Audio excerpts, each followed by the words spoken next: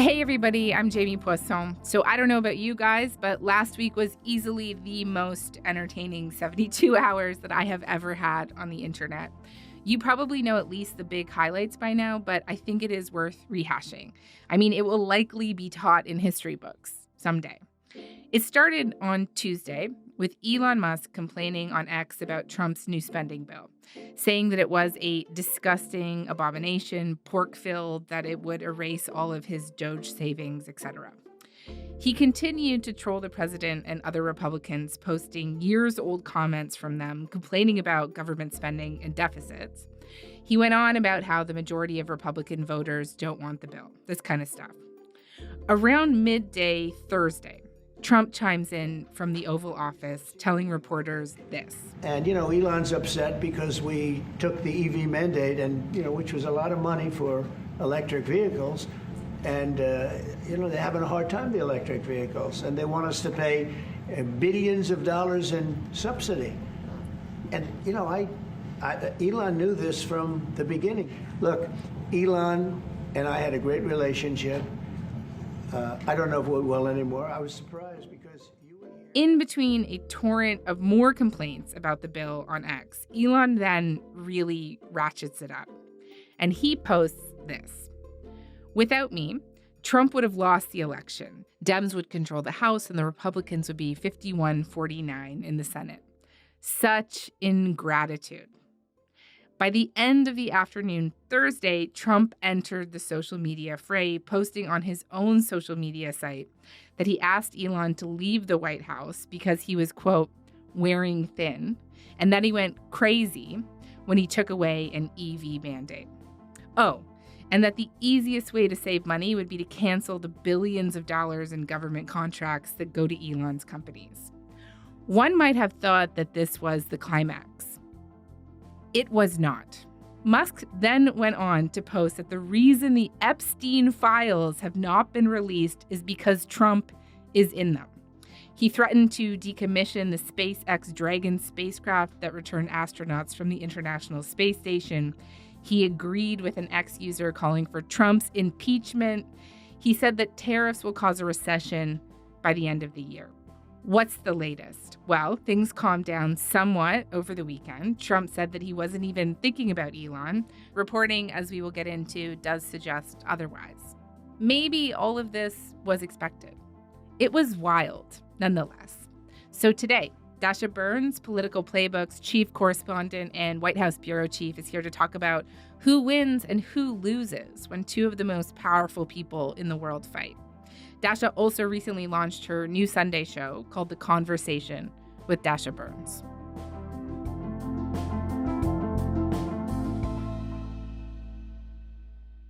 Dasha, thank you so much for making the time today. It's great to have you on.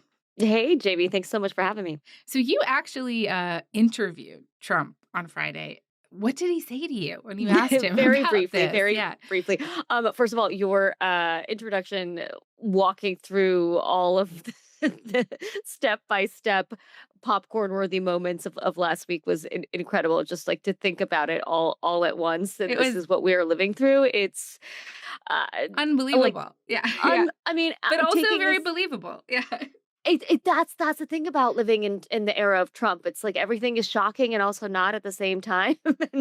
And, as this is all going down, I'm just thinking, what is Trump actually thinking? I mean, a lot of the time he puts it on Truth Social, but I decided to just pick up the phone. I've spoken with him over the phone a number of times, and he does just sometimes pick up the phone, and that's what happened. So I said hello, and I asked him how he's feeling about his sort of breakup with Elon Musk, and he said, oh, it's okay. Everything's never been better, and started talking about his poll numbers. And this was the same day that I had reported out that some of his senior advisors in the administration had spoken to him about tempering his response to Musk. We had seen, you walked through it so well, this just this fire hose of insults back and forth between the two, escalation after Mhm. escalation, and then suddenly you saw Trump to post to Truth Social, oh, I don't mind that Elon's turned against me. Let's focus on the bill. That seemed to have been a direct result of a conversation with a couple of his very close and most trusted advisors, saying you need to de-escalate and really kind of treat Elon like a child. Like, the more you feed into this, the more you're gonna instigate him and provoke him. One of the White House allies that I talked to said literally, like, treat him like a toddler and don't engage. And that, that sort of seemed to work with the president, and Huh. he toned it down. And then there was back channeling. We can get into that. And Elon toned it down, and now here we are. Well, just tell me more about the back channeling, because I know you've got some reporting out that says that aides for both sides had some sort of meeting on Friday, and so what came Yes. of that? There Yeah. was a conversation. There was a conversation. The goal from both sides was to get the two of them to sort of put down their arms, which they seem to have done. That what I've been told is that neither particularly wanted to, and just because we're not seeing a plethora of posts from President Trump on Truth Social doesn't necessarily mean that he's happy. But for now, the ceasefire is holding. But even the people closest to President Trump and those closest to Elon Musk have no idea what is coming next here, because these are two uh, completely Completely, yeah, unpredictable, erratic individuals. impossible to control. I know you got some insight into what irked Trump the most here. Was it the Epstein stuff? Was it taking credit for the election? Oof. So the Epstein stuff is definitely when it started to take a turn internally. It's one thing, and even when Musk was working in the White House with Trump every day, he had come out a couple of times and kind of contradicted Trump on some policy issues that he disagreed with. So that wasn't as shocking as once it started to turn personal like that. So Epstein was kind of the first strike where the president was starting to get really unhappy, but it was taking credit for winning the election that really got under his skin.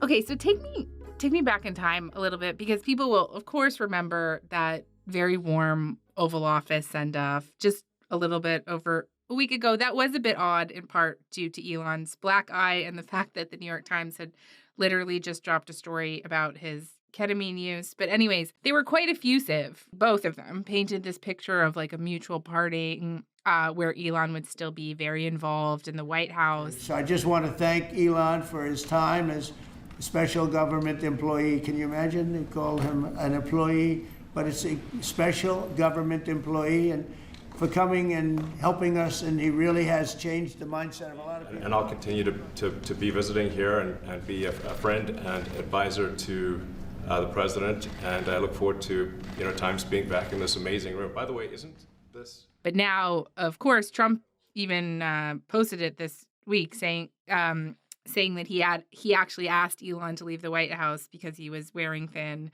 And so what do we know right now about what really kind of led up to this? When did the relationship between these two men kind of start to sour? Look, I had been reporting for a while that the tensions between Musk and a ton of the staff, I mean, just about every cabinet secretary and a lot of folks in the West Wing, the working relationship wasn't fantastic. But the president himself was for a while very much eager to still have Elon around, was happy to have the richest guy with the biggest megaphone on his side, right? However, the big promises that Elon kept touting of the $2 trillion that Doge was going to cut. How much do you think we can rip out of this wasted $6.5 trillion Harris-Biden budget? Well, I think we can do at least 2 trillion. Yeah! That was starting to become apparent to the president that he was overselling what he was going to be able to do. But the fallout from the way that Doge was going about doing its business was so significant and took up so much of the oxygen of that first 100 days. I mean, just about every time I was in the briefing room, 50% plus of the questions were about Elon Musk. All of the coverage was so focused on Doge. Is the White House willing to share evidence of those fraud claims, or can Elon Musk come to the briefing room and share material evidence of what he's talking about? Sure, I would love for Elon Musk to come to the briefing room. That's why we had him go to the Oval Office yesterday, where I think he provided great answers. He was speaking in layman's terms, speaking common sense to all of you in the media, but also to Americans at home. But I would say especially to all of you in the media, because I think And that I think started to become a real problem for Trump and his aides. But then it was the disagreements around policy. And the straw that really broke the camel's back was actually, it sounds small, but interestingly, it was not seen as small for Musk himself. It was pulling the nomination for a Musk ally, this guy Jared Isaacman, that they had nominated to lead NASA. That nomination was pulled, claiming that he was too aligned with Democrats in the past. But that struck a chord because it was part of kind of this long simmering war between Elon Musk and Trump's head of the White House Office of Personnel, which is Sergio Gore. The two of them were supposed to be working together at the beginning. That relationship really, really soured. Both of them had been kind of taking jabs at each other behind the scenes. And it was, I think, Trump agreeing to pull that nomination that sent Musk over the edge, right as he was already sort of planning to wind down and head out. And that felt like just a little bit too much for him for whatever reason. I'm not an Elon Musk's head, I think, for better or for worse. But that one, from my reporting, that one really got to him. He wanted, and rightfully, he recommended somebody from that he, I guess, knew very well. I'm sure he respected him, but to run NASA, and I didn't think it was appropriate. And he happened to be a Democrat, like totally Democrat. And I say, look, we won. We get certain privileges, and one of the privileges, we don't have to appoint a Democrat. NASA is very important. We have great people. You mentioned that Elon had clashed with all these people in the administration. There's been reporting of clashes with Marco Rubio, Secretary of State, and Peter Navarro. And a fist fight? We get a fist fight in the middle of all of this? This isn't even a question, but I just feel like we have to talk about the Washington Post report, right? Where essentially he body checks Treasury Secretary Scott Bessent. Because they both had different plans for the Internal Revenue Service, and it explodes into this physical altercation. Which is wild because Trump's cabinet is full of a cast of very interesting, dynamic, outlandish characters. Scott Bessent is probably the guy that's holding it all down, right? And so for Bessent to be the one involved in a physical fight is just it's beyond.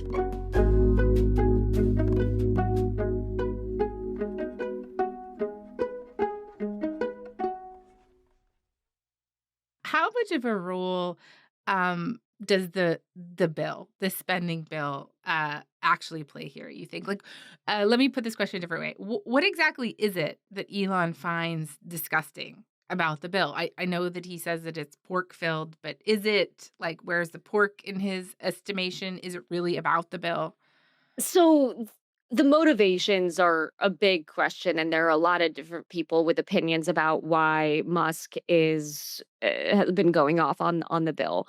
He's saying that the spending is unacceptable, which fiscal hawks do agree with, which is why it is kind of dangerous, given how small the margins are in the House, given that and in the Senate, that has been a fight within the Republican Party, and the margins are tough.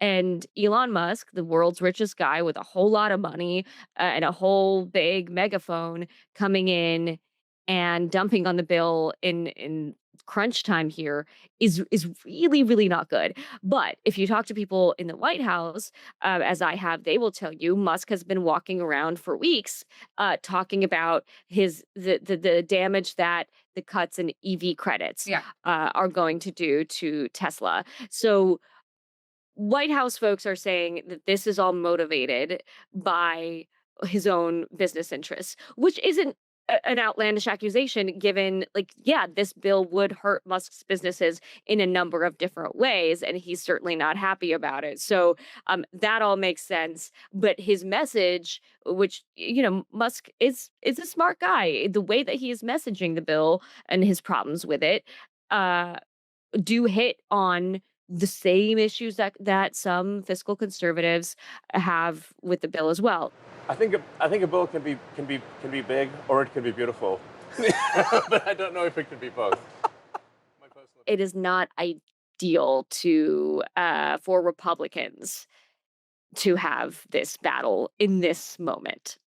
I was reading this piece in Politico this morning by your colleague Ian Ward, going even further back, right? He was making the argument that the seeds of this fracture actually started before Trump even took office, right? In December, over a disagreement about high-skilled immigration. Yeah. Yes, the H-1B visa fight is sort of fundamental to this odd marriage between like the MAGA nationalist populists and the tech right. Because the tech right is full of people from all over the world that came here and were successful, built companies. They want to see more smart people come to the US legally. That's not necessarily what like the Bannons of the party want to see. And that was an early break in what Trump through the campaign built quite a big tent for the Republican Party, which was great for getting elected and great for him being able to say, I have this mandate now. Democrats had a big tent for a long time, and it became, and you're still watching the fallout from it. It's a huge challenge to have a number of different ideological, generational factions within your party. That Mhm. is now what the Republican Party is dealing with. And Elon made the tech right loom so large that there were a lot of MAGA voices that were actually not super happy with Elon Musk. He's got the maturity of an 11-year-old. You can tell that. He can't take criticism. One of his weaknesses is that he needs to be loved. He needs the masses to love him. You can tell he's on the stage. He needs that. I mean, Bannon had been critical of him from the beginning. You have like the Laura Loomers that had been going after him for a while, and so this was predictable from a number of standpoints. First of all, you saw some of the incompatibility or the tensions between like the basic ideology of what Musk and the Silicon Valley versus like the base that elected Trump in the first place back in 2016, like the base that brought him up, and then this new MAGA, this new right coming in. Yeah. And then there's the predictability of these two outsized personalities. Everyone had been waiting. I think some people are surprised it took this long. Others are not surprised by the fallout, but are surprised by once the break was real, just how fast and how intense and how bizarre the whole thing became. Completely scorched earth.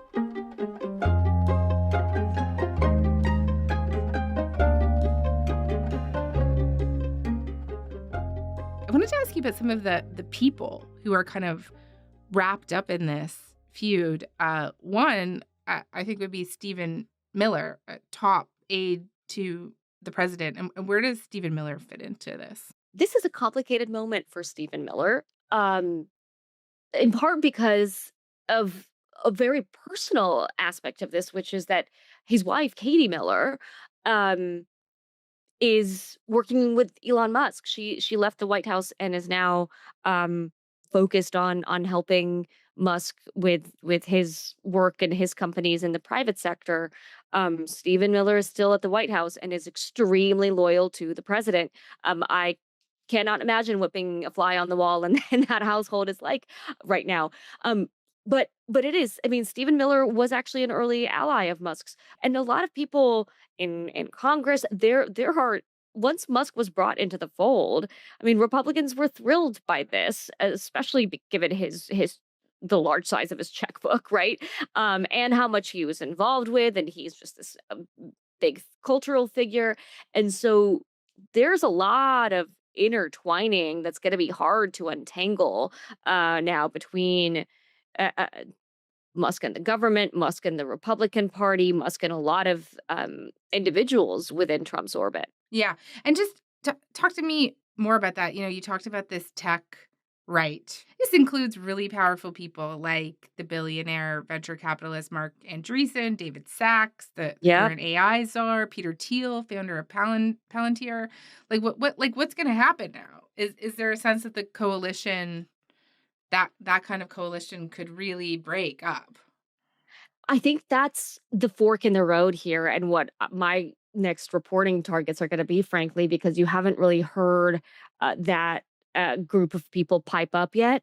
But I mean, David Sachs is in Washington all the time. Like Peter Thiel is a close ally of JD Vance. I'm sure JD Vance isn't thrilled by this breakup, because if he's going to be running in 2028, I'm sure he was certainly hoping that he would have the likes of Elon Musk and some of those Silicon Valley tech right relationship that he's cultivated for a long time on his side. So the ripple effect of this, I think we're still waiting to see how large it's going to be, and if people are forced to choose sides. Like right now, I think the spotlight right now is on the Hill, because that is where the immediate, like, are you going to live with mom or dad impacts of the divorce are going to play out. But as this moves further and more of those relationships are tested, that's where it could have significant impacts, not just for Trump and Musk and their immediate circles, but like the allies of both men down the line. Just speaking of JD Vance, I caught a bit of him on Theo Vaughn's podcast on Saturday, and he really tried to play both sides. I'm the vice president to President Trump. My loyalties are always going to be with the president. Mm-hmm. And I think that Elon, he's an incredible entrepreneur. He's actually done I think Doge was really good. This sort of effort to root out waste, fraud, and abuse in our country was really good. And look, man, I'm always going to be loyal to the president, and I hope that eventually Elon kind of comes back into the fold. Maybe that's not possible now because he's gone so nuclear. Well, but I hope it is. Really tightrope walking, tightrope walking. Yeah, and you can see why. I mean, characters like JD Vance and the Republican Party, who are younger, who really do understand the power. I think Trump respects and understands the usefulness and the weight of Musk in one way. I think people like Vance understand it in a very different way. They are so online, and like Musk is, and Trump is in his own way. I'm not saying he's not a creature of the internet himself, but I think that what Vance and others are seeing with the future of tech, with AI, with crypto, right, and how important that is going to be in our lives and potentially to their campaigns, and are seeing this breakup, and there are a lot of people who were really, really hoping this wasn't going to happen, and I think JD Vance was certainly one of them.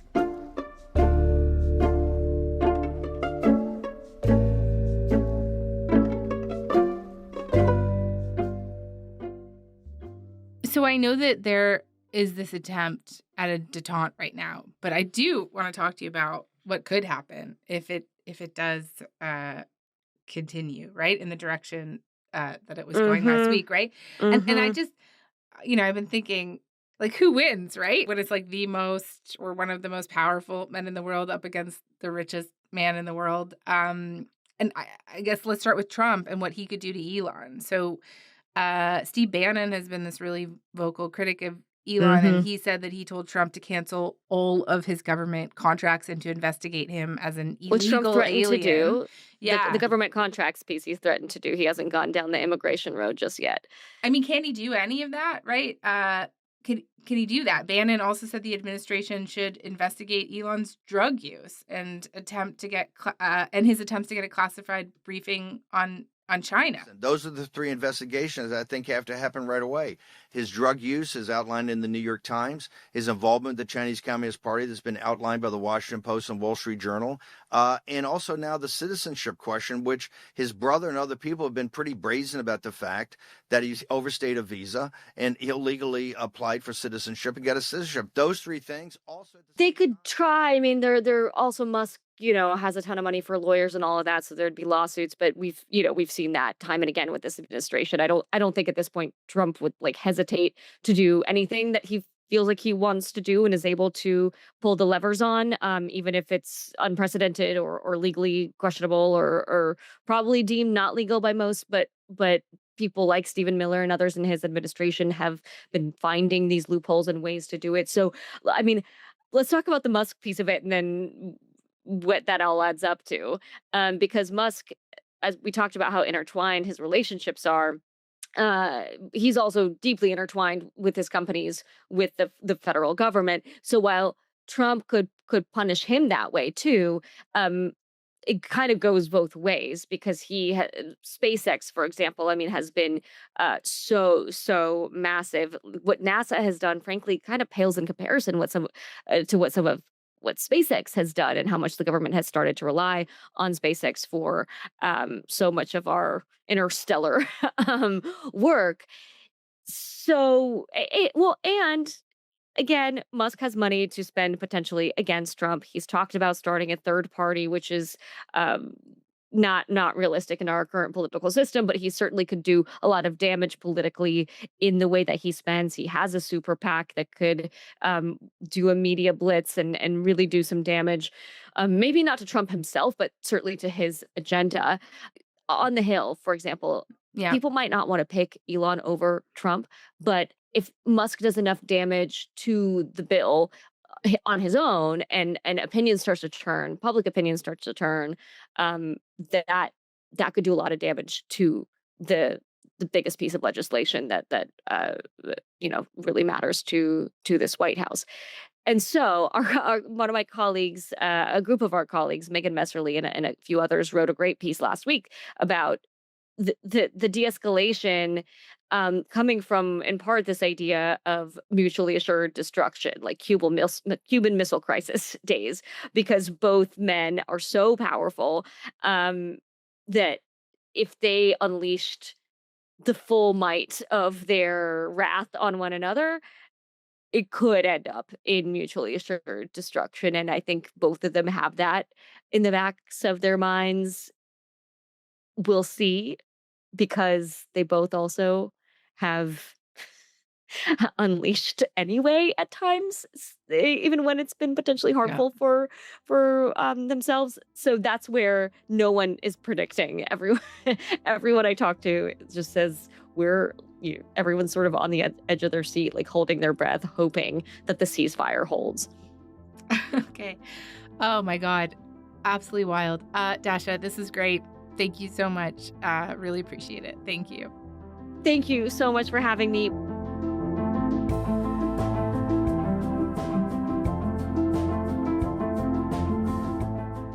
All right. That is all for today. I am Jamie Poisson. Thanks so much for listening, and we will talk to you tomorrow.